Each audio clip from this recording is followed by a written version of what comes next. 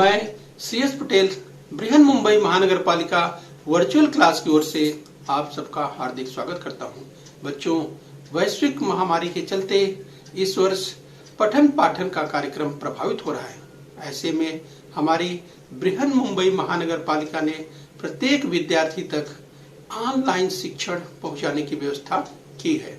तो आइए बच्चों शुरू करते हैं।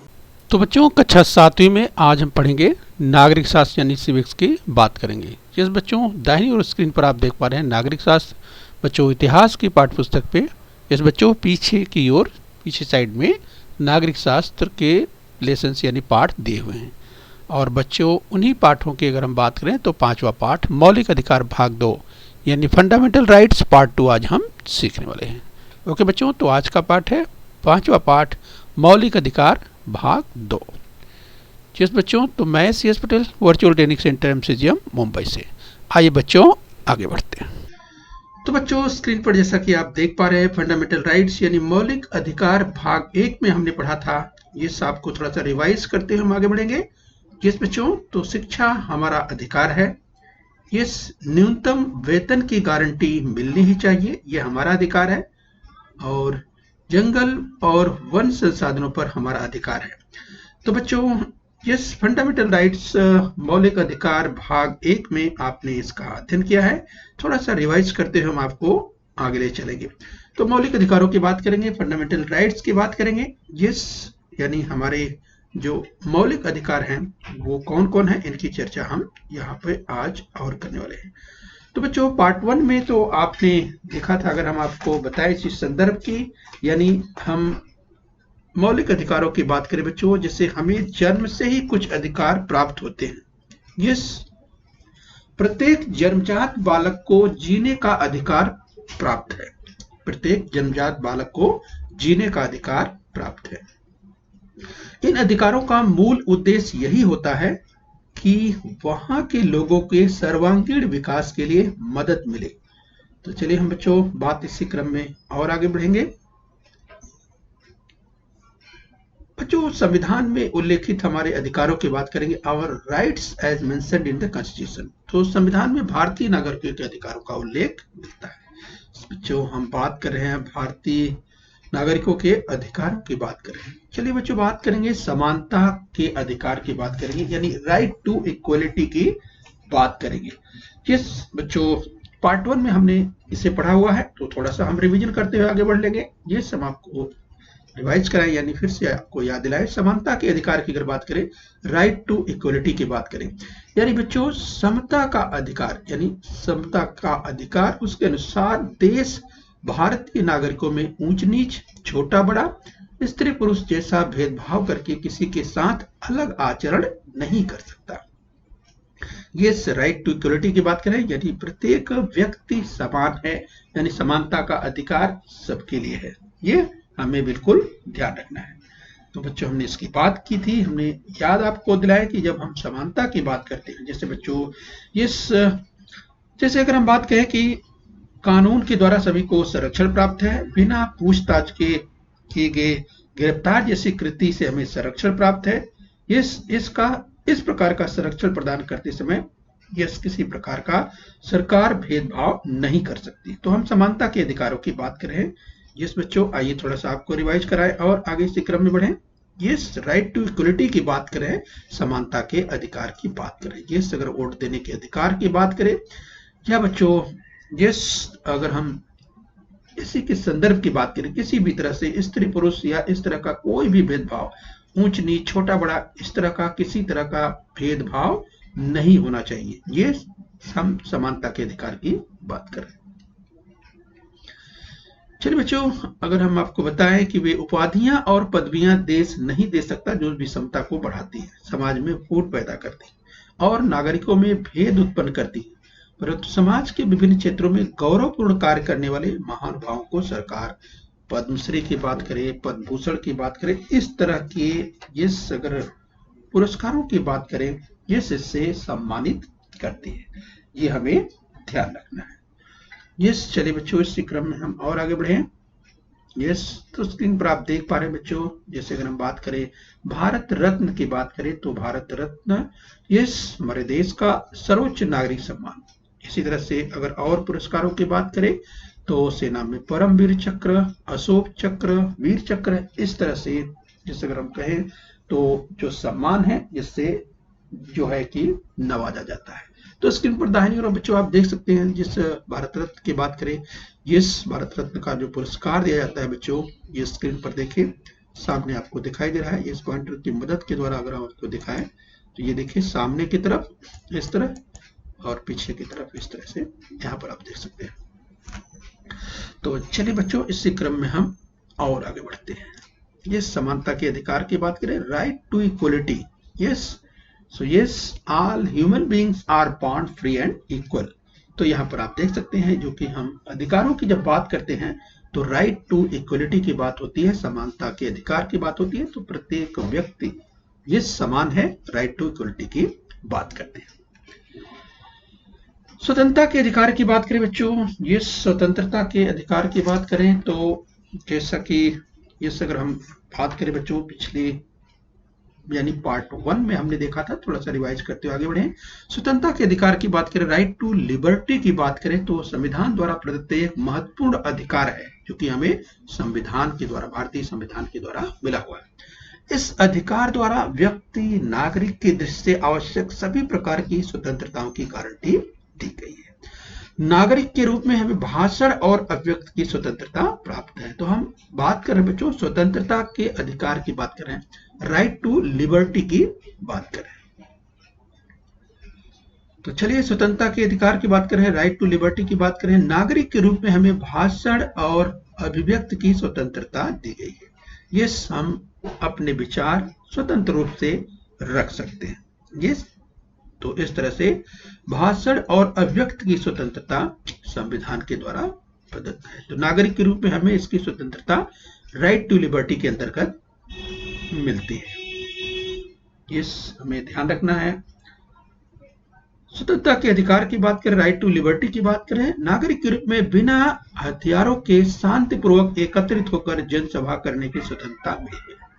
तो इस तरह से अगर हम बात करें बच्चों, यस, तो आप देख सकते हैं अगर सभा करने की स्वतंत्रता की बात करें या फ्रीडम ऑफ असेंबली, यस, इस तरह से जो है कि जब हम स्वतंत्रता के अधिकार की बात करते हैं, राइट टू लिबर्टी की बात करते हैं, तो नागरिक के रूप में बिना हथियारों के, ध्यान रखना है, यस, जो उसमें नियम है, बिना हथियारों के शांतिपूर्वक एकत्रित होकर जनसभा करने की स्वतंत्रता दी गई है। राइट, ये भी ध्यान रखना है कि हमें अपने अधिकारों का तो उपयोग करना है, लेकिन साथ में कर्तव्यों का भी ध्यान रखना है। यस, तो निश्चित रूप से इसे हमें ध्यान रखना है। इसी क्रम में हम स्वतंत्रता के अधिकार की बात करें, राइट टू लिबर्टी की बात करें, नागरिक के रूप में हमें संस्था अथवा संगठन बनाने की स्वतंत्रता मिली हुई है। यस, तो इस तरह से अगर हम बात करें किसी संस्था को बनाने की बात करें या किसी संगठन को बनाने की बात करें, तो जिस संस्था या संगठन बनाने की स्वतंत्रता राइट टू लिबर्टी के अंतर्गत आती है। तो इस तरह से हम समाज के हित में, लोगों के हितों के लिए इस तरह के कार्यक्रम, इस नागरिक के रूप में हमें किसी संस्था या संगठन बनाने की स्वतंत्रता संविधान के द्वारा मिली हुई है। राइट, लेकिन ध्यान रखना है, इस तरह के संगठनों की बात करें, संस्थाओं की बात करें जो कि इस देश के हित में, समाज के हित में, लोगों के हित में होना चाहिए। स्वतंत्रता के अधिकार की बात करें, राइट टू लिबर्टी की बात कर रहे हैं, भारत के नागरिक के रूप में हमें भारत के प्रदेश यानी किसी भी प्रदेश में भ्रमण करने की स्वतंत्रता मिली हुई है। यस, तो अभी बात कर रहे थे यस की हम स्वतंत्रता के अधिकार की बात कर रहे हैं। आगे हम देखेंगे इसी क्रम में राइट टू इक्वलिटी की हम बात कर रहे थे, राइट टू फ्रीडम की बात कर रहे थे, इस राइट अगेंस्ट एक्सप्लॉयटेशन यानी शोषण के विरुद्ध के अधिकार भी हम बात करेंगे।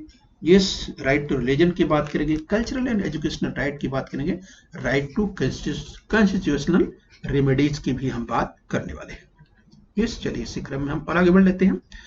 ये स्वतंत्रता के अधिकारों की जब बात करें, राइट टू लिबर्टी की बात करें, तो नागरिक के रूप में हमें भारत के किसी भी भाग में रहने बसने की स्वतंत्रता मिलेगी। तो ये हम बात करें अपने और फंडामेंटल राइट्स की बात करें, हमारे जो मूलभूत अधिकार हैं, हम अपने मूलभूत अधिकारों की बात करें।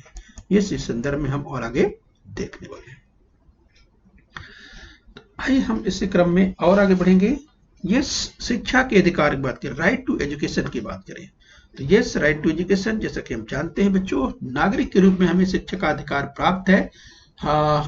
यस 6 से 14 वर्ष के सभी लड़के लड़कियों को शिक्षा प्राप्त करने का मौलिक अधिकार मिला हुआ है। यानी बच्चों 6 से 14 वर्ष के प्रत्येक, अगर भारतीय की बात करें, यानी प्रत्येक लड़कों या बच्चों की बात करें, सबको, यानी चाहे लड़के हों चाहे लड़कियां हों, सभी को 6 से 14 वर्ष के बीच के सभी लड़के लड़कियों को शिक्षा प्राप्त करने का मौलिक अधिकार है। ये उन्हें भेजना ही है पढ़ने के लिए। ये बच्चों का अधिकार है, शिक्षा का अधिकार बच्चों को मिला हुआ है, ये संविधान के तहत मिला हुआ है, इसलिए उन्हें शिक्षा प्राप्त करनी है। जिस तरह से शिक्षा का अधिकार, तो आप देख सकते हैं सर्व शिक्षा अभियान, ये सब पढ़ें सब बढ़ें, सर्व शिक्षा अभियान शिक्षा के अधिकार की बात करें। तो 6 से 14 वर्ष के सभी लड़के लड़कियों को शिक्षा प्राप्त करने का मौलिक अधिकार मिला हुआ है। यस राइट टू एजुकेशन की हम बात करें। तो चलिए शिक्षा के अधिकार की बात कर रहे हैं, तो राइट टू एजुकेशन की बात कर रहे हैं, तो स्क्रीन पर आप देख सकते हैं कि बच्चे किस तरह से अध्ययन कर रहे हैं। तमाम चित्रों को हम आपको दिखा रहे हैं, राइट। तो चलिए देश देशांतर, यानी यूं कहें कि अलग अलग क्षेत्रों की तस्वीरें आप देख सकते हैं। निश्चित रूप से बच्चों को, अर्थात 6 से 14 वर्ष की उम्र के जो बालक और बालिकाएं हैं, सभी को शिक्षा प्राप्त करने का अधिकार मिला हुआ है। ये उन्हें शिक्षा प्राप्त करना ही चाहिए, ठीक है। और इस तरह से अगर अभिभावकों की बात करें, यानी जो पेरेंट्स हैं, यानी जो बच्चों के माता पिता हैं, ये 6 से 14 वर्ष के सभी जो भी बच्चे हैं, ये जहां भी रहते हों, उन्हें अपने नजदीक के स्कूल में, अपने नजदीक के शाला में ये निश्चित रूप से पढ़ना ही चाहिए। ये तो 6 से 14 वर्ष के सभी बच्चों को ये राइट टू एजुकेशन, यानी शिक्षा का अधिकार मिला हुआ है। चलिए इसी क्रम में हम और आगे बढ़ेंगे। यस बच्चों, क्या आप जानते हैं संविधान द्वारा हमें अनेक अधिकार प्रदान किए गए हैं, परंतु हम उनका लापरवाही अथवा दायित्वहीनता के साथ उपयोग नहीं कर सकते, राइट। तो बच्चों ध्यान रखना है, हम बात कर रहे हैं कि अधिकार तो हमें मिले हुए हैं संविधान के द्वारा, लेकिन लापरवाही अथवा दायित्वहीनता के साथ उसका उपयोग नहीं कर सकते। यानी बिल्कुल अधिकारों का उपयोग करना है, लेकिन उसमें किसी तरह की लापरवाही नहीं होनी चाहिए, दूसरों को तकलीफ नहीं होना चाहिए, ये भी हमें ध्यान रखना है। और दायित्वहीनता के साथ उसका उपयोग नहीं करना है, यानी जो दायित्व का बोध है, यस जो आपके कर्तव्य हैं साथ में लगे हुए हैं, जुड़े हुए हैं, समाज का जो हित है, लोगों का हित है, यस उसे देखते हुए उसके अनुसार ही अपने अधिकारों का उपयोग करना चाहिए। तो चलिए बच्चों, इस क्रम में हम कहें कि विचार करने के बाद जीवन छीन लेने के अधिकार के लिए अन्य दूसरे कुछ पूरक अधिकार हैं, जैसे एक ही अपराध के लिए 2 बार दंडित नहीं किया जा सकता, राइट। तो चलिए हम इसी संदर्भ में आगे और देखने का प्रयास करेंगे कि जब बात होती है जैसे एक ही अपराध हो तो उसके लिए 2 बार दंडित नहीं किया जा सकता। इस तरह से जीवन छीन लेने के अधिकार के लिए अन्य कुछ दूसरे पूरक अधिकार हैं जिनकी हम बात करने वाले हैं।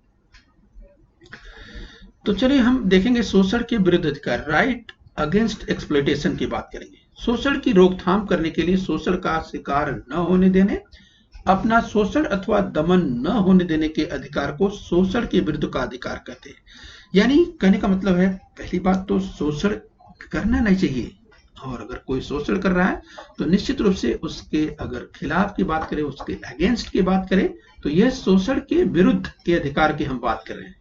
यस यानी किसी को भी शोषण करने का अधिकार नहीं है। यस चाहे हम किसी भी देश में किसी भी व्यक्ति का शोषण नहीं होना चाहिए। तो शोषण के विरुद्ध अधिकारों की बात हो रही है, राइट अगेंस्ट एक्सप्लॉयटेशन की बात कर रही है। तो इस तरह से यस हम अगर यूं कहें कि जब बात करते हैं शोषण की रोकथाम करने के लिए, शोषण का शिकार न होने देना अथवा अपना शोषण अथवा दमन न होने देने के अधिकार को शोषण के विरुद्ध का अधिकार, यानी शोषण किसी तरह से नहीं होना चाहिए। अगर कहीं शोषण हो रहा है तो यस उसके खिलाफ आवाज उठानी चाहिए। यस ये भी ध्यान रखना है। तो yes everyone, yes social right की बात करें, इक्वलिटी की बात करें, फ्रीडम की बात करें, यस तो हम बात कर रहे हैं यहाँ पर राइट की बात कर रहे हैं। यस फंडामेंटल राइट की बात करें, मूलभूत अधिकारों की बात करें। आइए इसी क्रम में हम और आगे बढ़ें। व्यवसाय चुनने की स्वतंत्रता, यस तो हमें व्यवसाय चुनने की स्वतंत्रता दी गई है। जिस भी व्यवसाय को, जो भी व्यवसाय हमें पसंद है, हम डॉक्टर बनना चाहते हैं, इंजीनियर बनना चाहते हैं, या कोई बिजनेस व्यापार करना चाहते हैं, किसी भी क्षेत्र में हम जाना चाहते हैं, तो ये व्यवसाय चुनने की स्वतंत्रता का अधिकार मिला हुआ है। जो भी काम आपको अच्छा लगता है, ये जो कि समाज के हित में हो, तो निश्चित रूप से वो कार्य, वो व्यवसाय आप चुन सकते हैं। तो चलिए, बाल कामगार पूरी तरह से प्रतिबंध है। तो देखिए यहाँ पर एक चित्र आपको दिखाई दे रहा है जो कि पूरी तरह से यस, जो कि 6 से 14 वर्ष के बच्चों को जहां पर स्कूल में जाकर के यस उनको शिक्षा प्राप्त करनी है, उन्हें पढ़ना लिखना है। और इस तरह से बाल कामगार की अगर बात करें तो बाल कामगार यानी बच्चों से काम नहीं कराया जा सकता। अगर कोई कराता है तो यह गैर कानूनी है और बच्चों ये आपराधिक मामला बनता है। यानी किसी तरह से बच्चों से काम नहीं कराना है, उनसे मजदूरी नहीं करानी है, राइट। तो 6 से 14 वर्ष की अगर बात करें, यस तो 6 से 14 वर्ष के बच्चों को यस अध्ययन करना है, पढ़ाई करना है, पढ़ लिख करके आगे बढ़ना है और अपना भविष्य तथा देश का भविष्य उज्जवल करना है, देश को आगे बढ़ाना है। इसलिए ये जो चित्र आप देख पा रहे हैं, राइट, बिल्कुल ऐसा नहीं होना चाहिए। यस तो बच्चों आप देखते हैं, कहीं कहीं आप देखते होंगे तमाम दुकानों पर लिखा रहता है यहाँ बाल कामगार, कोई भी बाल कामगार कार्य नहीं करता। यस तो क्यों ऐसा लिखा जाता है? यानी 6 से 14 वर्ष के जो बालक और बालिकाएं यानी लड़के और लड़कियों के लिए यस संविधान के द्वारा जो राइट टू एजुकेशन लागू किया गया है और उन्हें शिक्षा प्राप्त करनी ही है। यस उनसे काम नहीं कराया जा सकता, राइट। तो ध्यान रखिए। तो चलिए, चित्र के बारे में आपने देखा कि ये बाल कामगार, तो जहां की पढ़ने लिखने की उम्र है तो ऐसे में बिल्कुल उनसे काम नहीं कराया जा सकता। आइए सार्वजनिक स्थलों के उपयोग करने की स्वतंत्रता की बात करें। तो सार्वजनिक स्थलों के उपयोग की स्वतंत्रता, जो सार्वजनिक स्थान है वहां पर प्रत्येक व्यक्ति, जैसे कोई अगर गार्डन की बात करें, कोई उद्यान हो, यस तो या इस तरह से कोई, जैसे आप देख पा रहे हैं, कोई जैसे कि सार्वजनिक स्थल हो, ऐसा कोई जैसे कोई संगम तट, इस तरह का कोई स्थान हो, राइट। तो ऐसे में ये सार्वजनिक स्थलों के उपयोग करने की स्वतंत्रता सभी को मिली हुई है। यस ये हमें ध्यान रखना है। धार्मिक स्वतंत्रता के अधिकारों की बात करें तो बच्चों, जब हम पार्ट 2 की यानी मौलिक अधिकारों की बात कर रहे हैं, पार्ट 2 में इस धार्मिक स्वतंत्रता का अधिकार यानी right to freedom of religion, यानी धार्मिक स्वतंत्रता की बात करें, प्रत्येक धर्म यानी प्रत्येक धर्म की अगर बात करें, यानी कोई भी धर्म, जो भी धर्म आप अपनाना चाहते हैं उसके लिए आप स्वतंत्र हैं। यस भारत पूरे विश्व में अग्रणी धर्मनिरपेक्ष राष्ट्र है। यस तो भारत धर्मनिरपेक्ष राष्ट्र है। भारत के प्रत्येक नागरिक को किसी भी धर्म की उपासना करने की स्वतंत्रता है। यस तो रिलीजियस फ्रीडम की हम बात करें, धार्मिक स्वतंत्रता की बात करें, किसी भी धर्म को आप स्वीकार कर सकते हैं, right to freedom of religion, ये हमें ध्यान रखना है। तो ठीक है, ध्यान रखना है इसका। यस आगे इसी क्रम में हम और आगे देखेंगे। यस हम धर्म की बात करें, किसी भी धर्म को, जो भी धर्म आप चाहें, यस आपको धार्मिक स्वतंत्रता मिली हुई है। यस भारत एक धर्मनिरपेक्ष राष्ट्र है, ये हमें ध्यान रखना है। संविधान द्वारा धार्मिक विषय में 2 बातों की अनुमति नहीं दी गई है। कौन कौन सी 2 बातें बच्चों? जिस कर का उपयोग विशिष्ट धर्म को प्रोत्साहन देने के लिए किया जाएगा, सरकार ऐसे कर नहीं ला सकती। ध्यान रखिए, जिस कर का उपयोग विशिष्ट धर्म को प्रोत्साहन करने के लिए किया जाएगा, सरकार ऐसे कर नहीं ला सकती। और दूसरा बच्चों, सरकार से आर्थिक सहायता लेने वाले शैक्षिक संस्थानों में धार्मिक शिक्षा अनिवार्य नहीं किया जा सकता। तो सरकार से आर्थिक सहायता लेने वाले शैक्षिक संस्थानों में धार्मिक शिक्षा अनिवार्य नहीं किया जा सकता। तो चलिए ध्यान रखिए, संविधान द्वारा धार्मिक विषयों में 2 बातों की अनुमति नहीं दी गई, ये हमें ध्यान रखना है। आइए बच्चों, इसी क्रम में हम बात करेंगे सांस्कृतिक और शैक्षिक अधिकारों की बात करेंगे। कल्चरल एंड एजुकेशनल राइट्स की बात करते हैं। हमारे देश में तीज, त्योहार, पर्व, भोजन और जीवन प्रणाली को लेकर विविधता पाई जाती है। यहाँ पर अलग अलग विवाह पद्धति है, यानी हमारे देश में विवाह करने की अलग अलग पद्धतियां हैं। जिसे भी जो स्वीकार है उसके अनुसार वो विवाह करता है, विवाह पद्धति को अपनाता है। अलग अलग लोक समूह की अलग अलग संस्कृतियां हैं। बच्चों, हमारे देश में जब हम बात करते हैं तो हमारा देश जो है वो विविधताओं से भरा हुआ है। लेकिन अगर बात करें विविधता में एकता, जिस तरह से यूनिटी इन डाइवर्सिटी की बात होती है, यानी विविधता में एकता हमारे देश की ये विशेषता है। संविधान ने सभी को संवर्धन व संरक्षण का अधिकार दिया हुआ है। तो सांस्कृतिक और शैक्षणिक अधिकार की बात करें, कल्चरल एजुकेशनल राइट्स की बात करें तो ये अलग अलग विवाह पद्धतियों की बात करें, अलग अलग लोक समूह की अलग अलग संस्कृतियां हैं और संविधान ने सभी को संवर्धन व संरक्षण करने का अधिकार दिया हुआ है। ये हमें ध्यान रखना है। आइए इसी क्रम में हम और आगे बढ़ेंगे।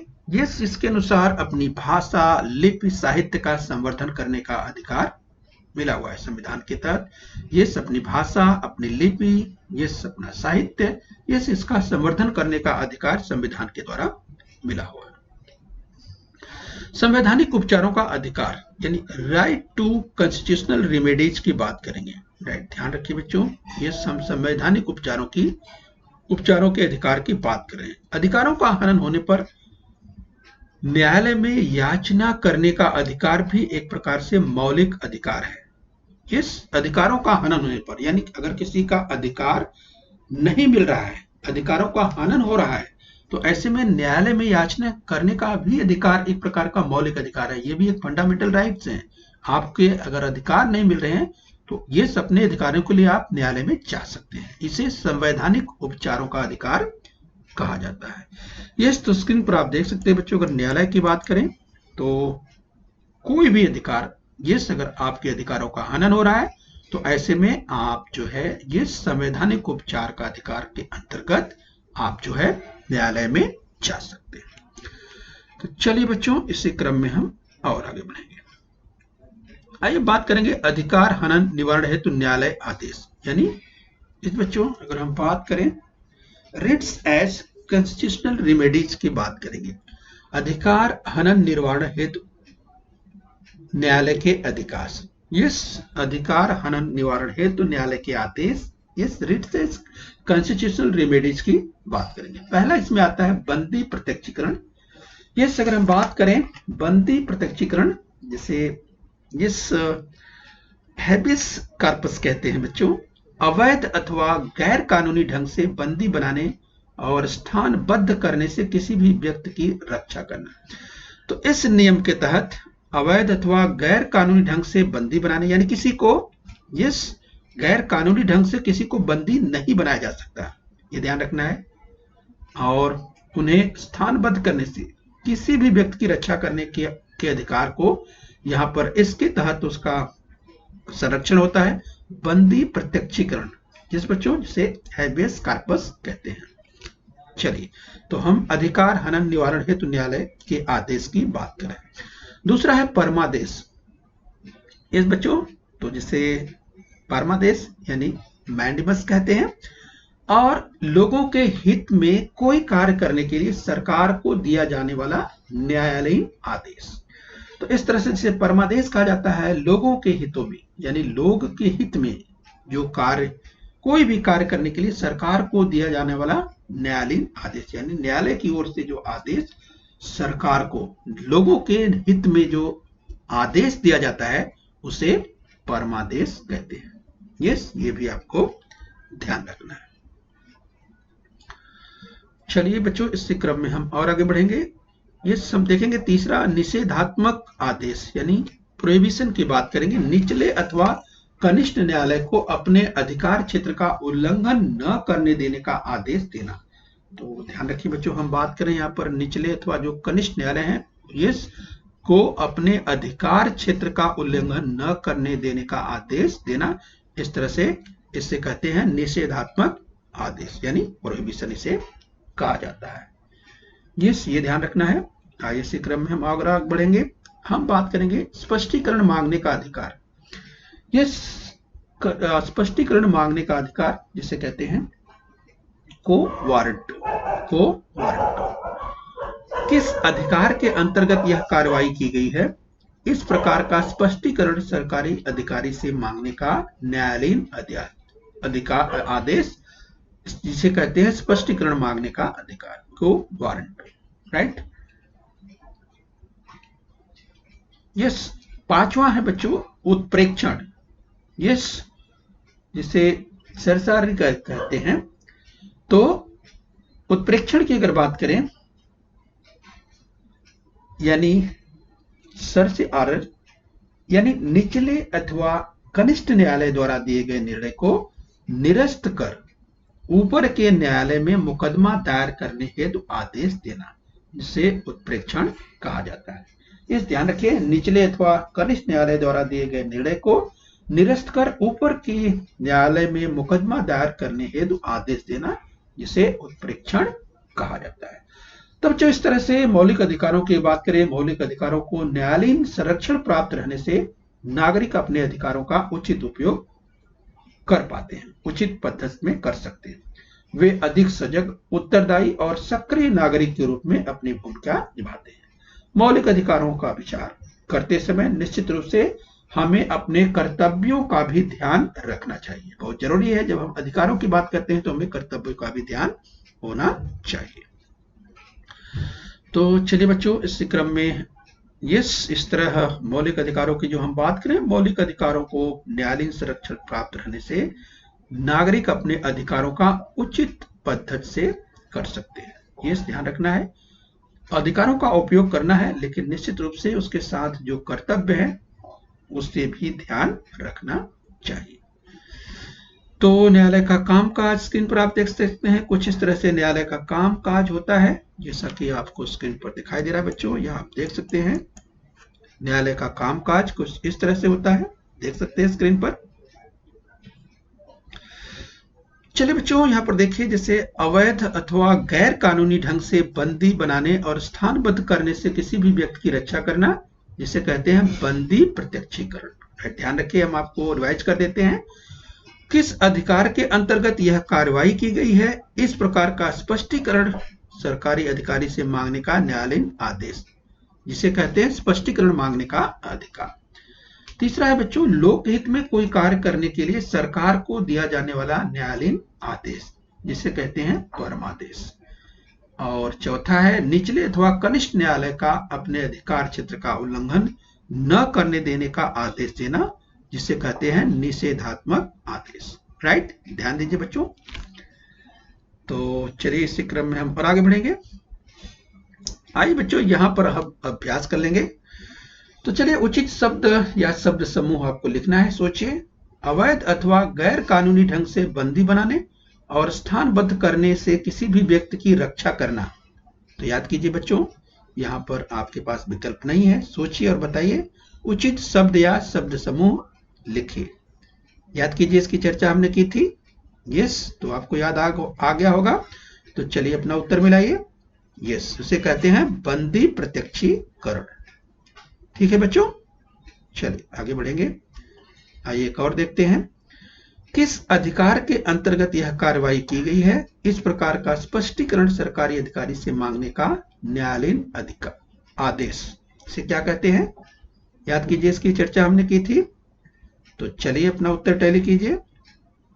यस, स्पष्टीकरण मांगने का अधिकार। चलिए आगे बढ़ेंगे इसी क्रम में। लोकहित में कोई कार्य करने के लिए सरकार को दिया जाने वाला न्यायालयीन आदेश। यस, याद कीजिए बच्चों, याद आ गया होगा। तो चलिए अपना उत्तर टैली कीजिए। उसे कहते हैं परमादेश। चलिए आगे बढ़ेंगे। निचले अथवा कनिष्ठ न्यायालय को अपने अधिकार क्षेत्र का उल्लंघन न करने देने का आदेश देना। यस बच्चों, इसकी चर्चा की थी हमने, याद कीजिए और अपना उत्तर मिलाइए। यस, इसे कहते हैं निषेधात्मक आदेश। हमने जो अध्ययन किया, यस मौलिक अधिकार पार्ट 2 की बात की। खूब मेहनत करते रहिए। बच्चों, बृहन मुंबई महानगर पालिका के इस चैनल को सब्सक्राइब कर लीजिए और बेल आइकन प्रेस कर लीजिए। तो बच्चों, हम उम्मीद करते हैं यहाँ तक आपने समझ लिया है। आगे फिर मिलेंगे। आज के लिए इतना ही। Thank you very much.